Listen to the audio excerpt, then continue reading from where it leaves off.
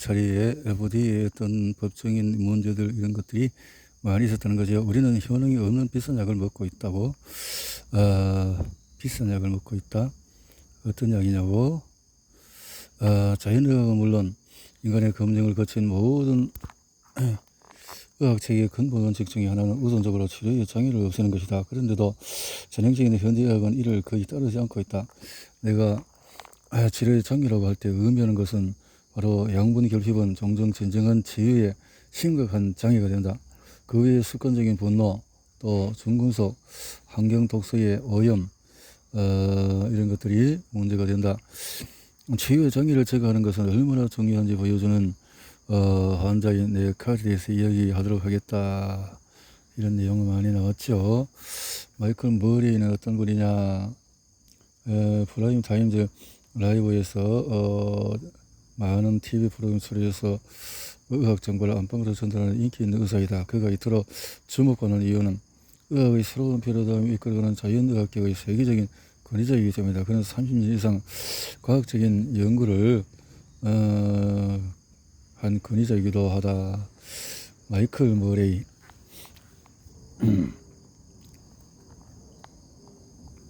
그래서 당신이 의사도 모르는 11가지 이야기의 비밀은 제 얘기에 대해서 본격적으로 보도록 해봅니다. 그래서 인상을 마치면서 치료장애를 제거하지 않으면 100가지 약도 소용이 없다. 그렇게 했네요.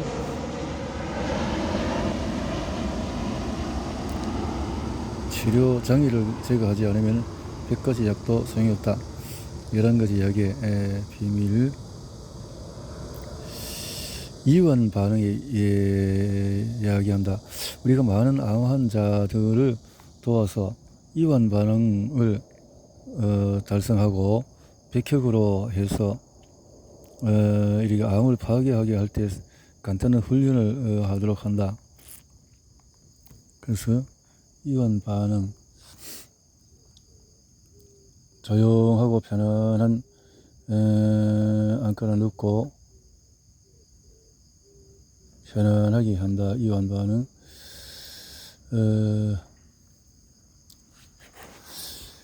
이완 반응에 대한 이야기라.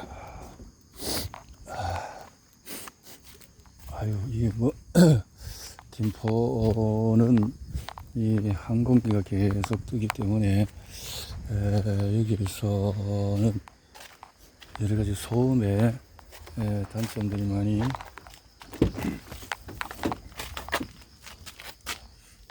부각되겠는데요. 소음 문제가 그래요. 밖에서 보니까 또 이 책이 잘 안 보이기 때문에 들고 와서 이온 반응의 약이 조용하고 편안한 장소를 찾아서 또 발을 약간 벌리고 팔을 편안하게 둔다. 코로 숨을 마시고 호흡에 집중 천천히 내쉬면서 이렇게 이완한다. 그리고 이 신앙 그리고 건강에 젖어인 제프 레빈 박사는 영성과 건강에 대해서 연구로 손꼽히는 분이다. 제가 이렇게 썼다 하는 거죠.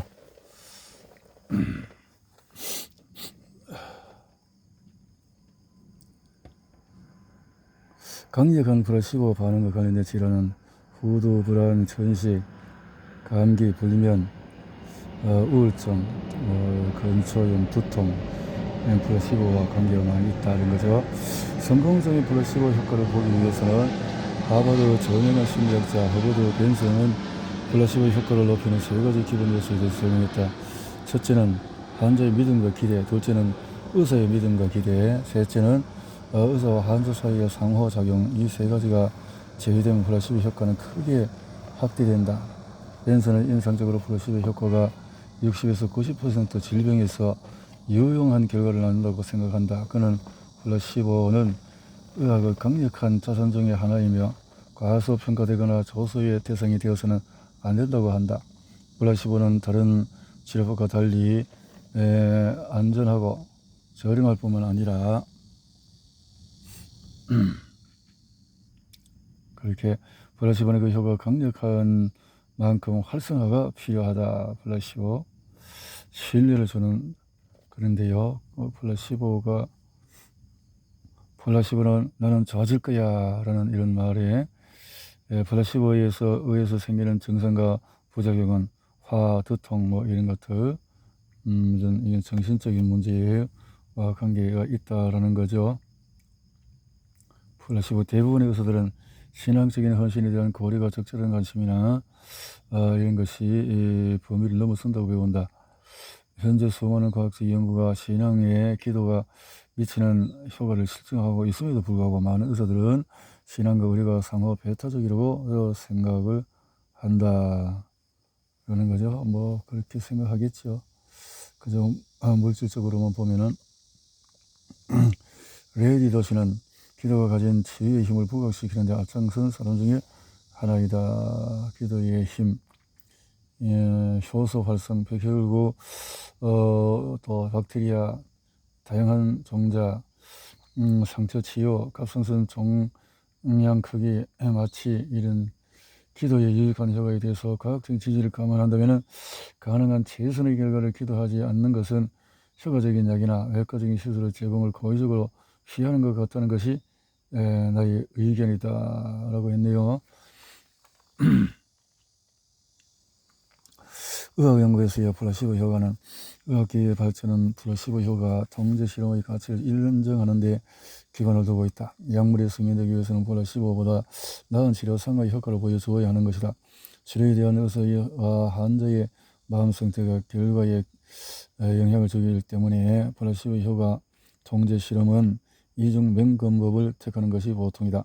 이중맹금법은 진짜 약과 가짜 약을 환자의 의사에게 무작위로 주어서 환자의 심리 효과, 의사의 선입 간 계측의 차이 따위를 배제하여 약의 효력을 판정하는 방법이다. 이중맹금 연구 결과 플라시보가 투여된 그룹에서도 치료 효과가 나타났다. 그 말이죠. 일정한 질병은 플라시보로 치료해야 한다 하는 건데요. 플라시보 효과는 무언가? 효과는 모든 사람 마음속에 비롯된 것일까? 절대 그렇지는 않다. 최근의 연구에서 플라시보 효과가 마음에서 시작되어서 실제적이고 1년의 측정 가능한 효과로 이루어지는 복잡한 현상이라는 것을 보여준다. 제약 회사들은 알리고 싶지 않아서 하는 가장 중요한 비밀은 대부분의 의사들이 오랫동안 잊어온 것이기도 하다. 그것은 우리 모두가 스스로를 치유하는 대단히 놀라운 능력을 가지고 있다는 것이다. 자연은 모든 놀라운 기적중의 최고의 것은 아마도 인간의 정신과 몸일 것이다. 서로가 깨달았듯이 자연은 당신 몸의 기능이 잘 돌아가도록 만들기 위해서 끊임없이 일하고 있다. 건강은 자연스러운 상태이다. 자연의학의 가장 기본적인 원리는 자발적으로 치유하는 신체의 전부적인 능력이다. 최근에 나는 이 일의 일환으로 이러한 자가기 치유에 대한 증거를 찾기 위해서 전형적인 의학에서 대중적으로 이용하는 교과서를 찾아보았다. 놀랍게도 치유라는 단어의 세계내 어디에서도 찾을 수 없었다. 어떤 병을 자체 통제적이라고 묘사한 것만 제외하면 말이다. 이따금 나타나는 플라시보 효과에 대해 언급 외에 자기 치유의 증거는 전혀 찾아보지 못했다. 제약에서는 가장 좋은 치료법을 숨기고 있다. 심장병을 치료한 감정치유법은 즐거운 마음이 가지는 치유력을 보여주는 가장 좋은 사례나 이런 것이 있다. 즐거움으로 심혈관 문제도 도움을 받을 수 있다. 분노의 표현은 죽성 동맥경화증과 암, 알츠하이머, 당뇨병을 유발하는 질환의 원인이 되는 염증을 야기하기도 한다. 분노가 염증을 야기하는 시반응성 단백질의 수치는 이러한 종류 염증에서 표주로 사용이 된다. 염증을 일으키는 거. 콜티솔 같은 스트레스 호르몬의 분비 증가와 동맥 기능장애, 고혈압, 응혈의 형성이 포함이 된다. 10가지 방법을 여기서 제시했는데 정서적인 생활에 감정적인 결핍이 생기지 않도록 해보자. 남의 말에 귀를 기울이는 법을 배워라. 상대를 설득하지 마라. 그래서 여기에서 특별히 10가지 방법을 제시했는데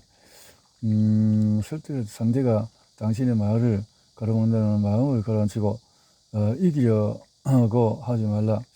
예의 바르게 다른 사람에게 이야기할 기회를 주면 결국 당신도 상대도 그렇게 할 것이다. 그렇지 않으면 경우라면 상대에게 커뮤니케이션 과정을 방해하고 있다고 설명해라. 상대의 말에 귀를 기울여서 허여야만 이렇게 할 수가 있다. 공격적이거나 수동적인 행동을 피하라. 자신감을 가지되 집이나 직장에서 인간관계를 증진하는 데 도움이 되는 방식으로 자신의 생각과 감정을 표현해라. 지나치게 긴 시간 일하거나 영양 공급에 소홀하거나 휴식이 적절치 못한 경우가 생기지 않도록 생활에서 가능한 과도한 스트레스를 피하라. 가능한 잠을 많이 자도록 하라. 카페인이나 니코틴 같은 흥분제는 피하라. 흥분제는 사람을 더 과민하게 만드는 경향이 있다. 스트레스 줄이는 기법과 복식호흡, 연습으로 시간을 들여서 장기적인 경험과 성공을 달성하라. 2년 만에 의자에서 일어날 때마다 매번 이렇게 상기던 이런 변화를 이끈 것이 무엇일까? 제3장을 마치면서 나는 모두 우수와 치명적인 말기 질환이나 희망이 없어 보이는 상태를 극복하고 기적과 같이 회복하는 환자를 적어도 한두 명은 보았을 것이라고 생각한다. 그렇다면 이렇게 비범한 사건을 유발하는 요인은 뭘까? 나는 많은 경우에 그 요인들의 치유 장려의 제거가 들어있다고 믿는다. 바실까지 학의 3학년 학생이었던 나는 지금까지 긴 시간 동안 잊지 못할 만큼 놀라운 사례를 보았다. 백내장에 있는 38세 남성 지인의 사례다.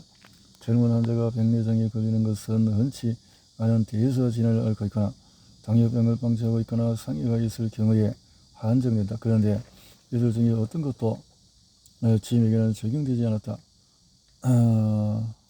지도 교수가 지임을 진출하고 우리의 판단과 치료 계획을 검토하는 동안에 내 임상 파트너와 나는 백내장에 대한 생화학적으로 가능한 설명을 찾고 이 비정상적인 가능성을 처리하기 위해 고안된 치료 프로그램을 만드는 데 집중했다.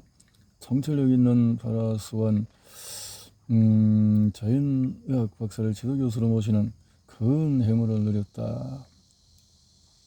물을 마셔라. 유동제. 이런 유동체를 적게 섭취하거나 특히 물을 적게 섭취하게 되면은 독소를 제거하기 힘들어진다. 그래서 물을 마시고 치료에 장애가 되는 태도의 작용. 긍정적인 자세는 건강에 있어서 근본적으로 중요한 요인 중에 하나이다. 자세에 있어서 극단적이고 경쟁적이고 급하고 참을성이 없으며 공격적인 특성을 가진 사람들을 A 유형이라고 해볼 때 이 행동들은 그 외의 유형 행동에 비해서 관성동맥 질환 발병률이 2배나 높인다. 특히 정기적인 분노, 소출은 심혈관계 손상이 시키고 급하고 경쟁적인 특성이 죽음을 앞당기는 것은 아니지만 부정적인 감정과 분노, 공격性분노를 표현한 심장마비 이렇게 일으킨다. 당신 나이의 다른 사람들보다 건강이나 활기가 떨어진다고 느끼는가? 의기가 떨어지는가? 명확하게 생각하는 것이 어려운 경우가 종종 있는가? 비관적인 생각이 들거나 우울한 생각이 종종 있는가? 1년에 한두 번 이상 감기에 걸리는가? 해독을 증진하는 것이 이러한 증상을 다루는데 정말 효과가 있을까? 대부분의 경우에 대답은 두말할 것 없이 예스이다. 내부 정화를 위한 지침은 내부 정화와 해독이라는 개념이 등장한 것은 상당히 오래되었지만 건강 증진을 위해서 그 역할은 날로 더 중요해지고 있다 해도 그래서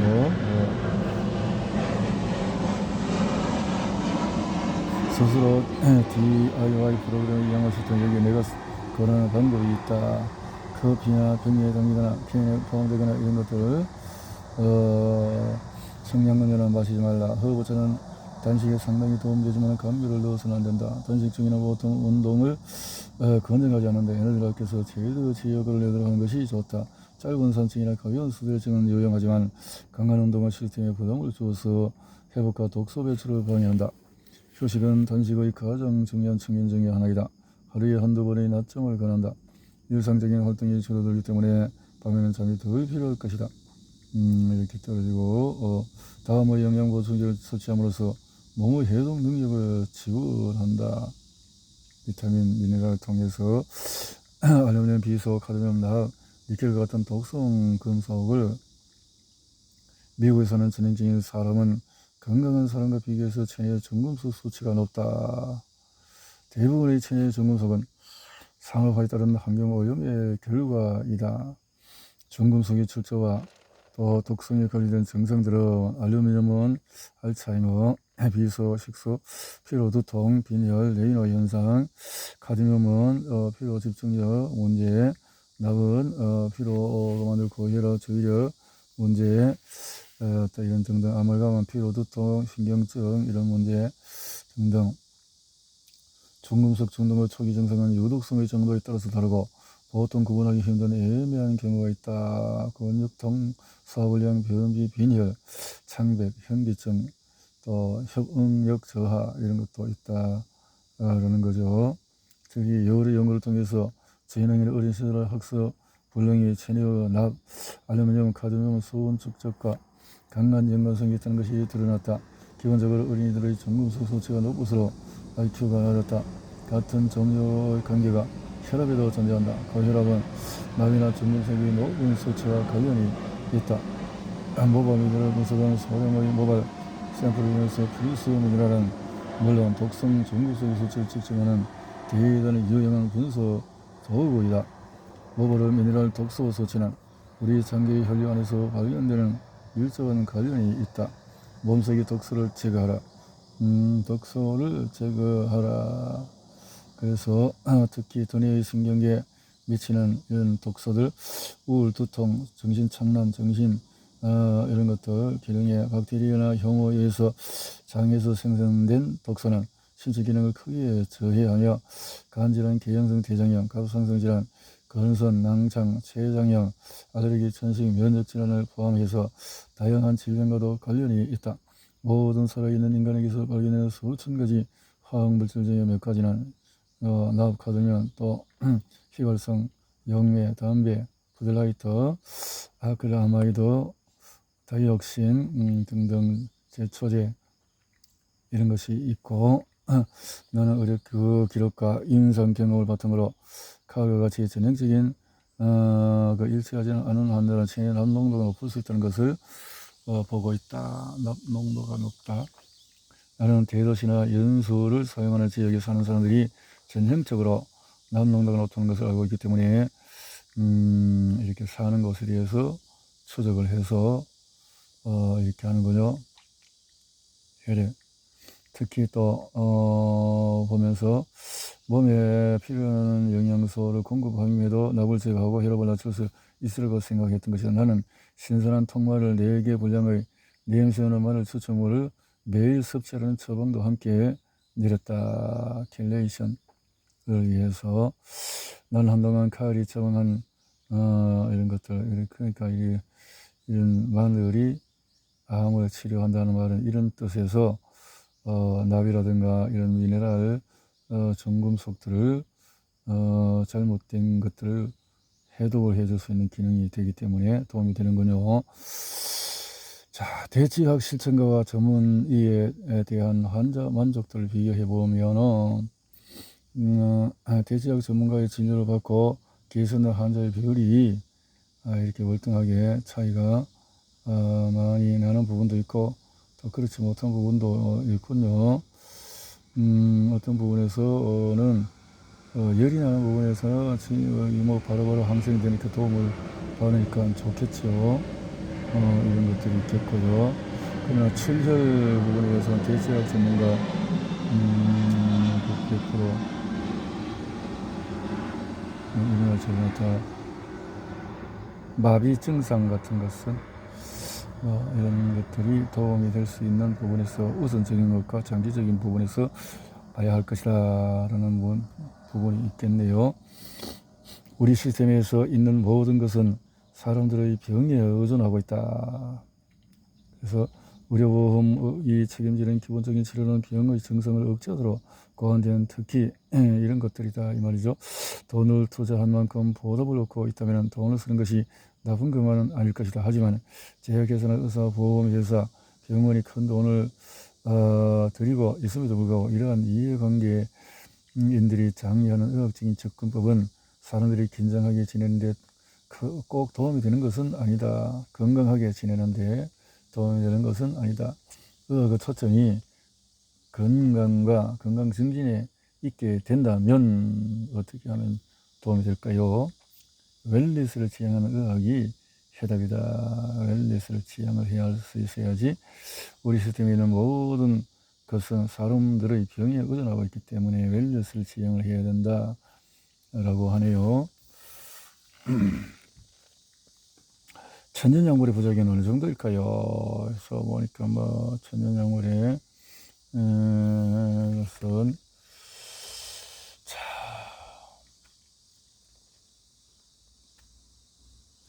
그 컨슈머 리포트의 천연약물 중에서 12가지 쓰레기를 제시했다는 건데요. 이 목록을 전체적으로 살펴보면 이들이 대중적인 건강 문제로 대두되었다는 사실 자체나 그 위험이 약물 부작용에 비해서 보잘것없다는 이유에서 이 목록이 얼마나 우스꽝스러운지 알 수 있다. 무슨 말이냐, 부작용이 없으니까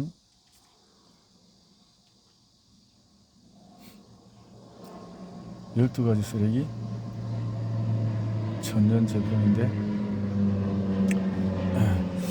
안드로스테디온이 식이보충제가 아니라는 것과 아리스토산과 페닐오일이 유독하는 데는 나는 역시 동의한다. 하지만 내가 가본 적이 있는 대부분의 건강식품 매장이 이러한 제품이나 이러한 목록에 있는 제품을 취급하지 않았다. 앞에서 받는 내용이 그대로 있네요. 자, 우리는 검증되지 않은 약을 먹고 있다.